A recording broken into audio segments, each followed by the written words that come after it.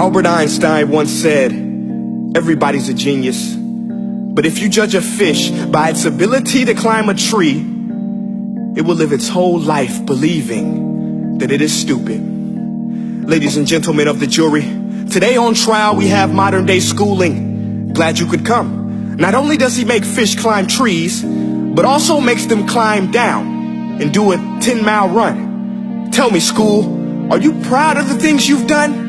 Turning millions of people into robots, do you find that fun? Do you realize how many kids relate to that fish swimming upstream in class, never finding their gifts, thinking they are stupid, believing they are useless? Well, the time has come, no more excuses. I call school to the stand and accuse him of killing creativity, individuality, and being intellectually abusive.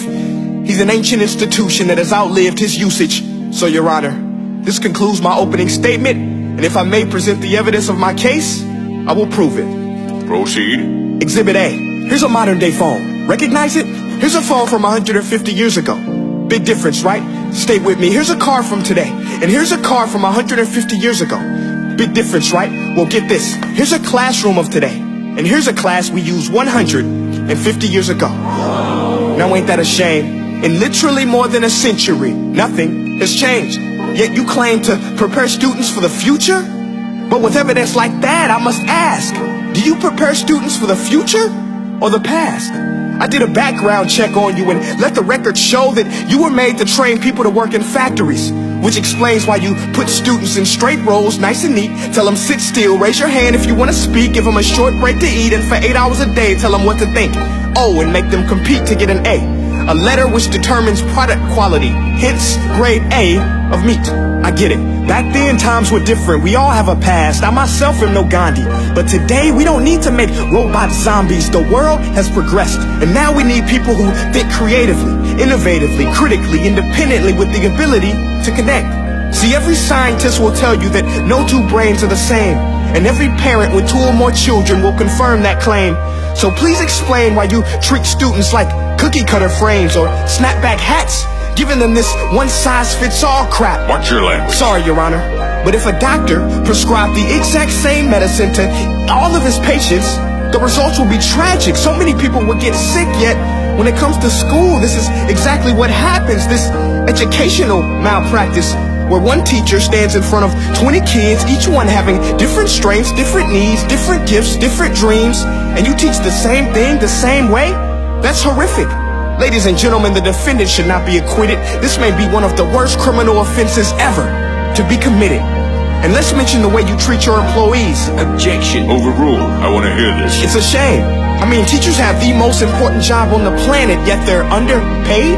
No wonder so many students are short-changed. Let's be honest, teachers should earn just as much as doctors, because a doctor can do heart surgery and save the life of a kid, but a great teacher can reach the heart of that kid and allow him to truly live. See, teachers are heroes that often get blamed, but they're not the problem. They work in a system without many options or rights. Curriculums are created by policymakers, most of which have never taught a day in their life.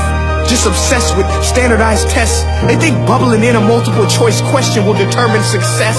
That's outlandish. In fact, these tests are too cruel to be used and should be abandoned, but don't take my word for it. Take Frederick J. Kelly, the man who invented standardized testing, who said, and I quote, "These tests are too cruel to be used and should be abandoned." Ladies and gentlemen of the jury, if we continue down this road, the results will be lethal. I don't have much faith in school, but I do have faith in people.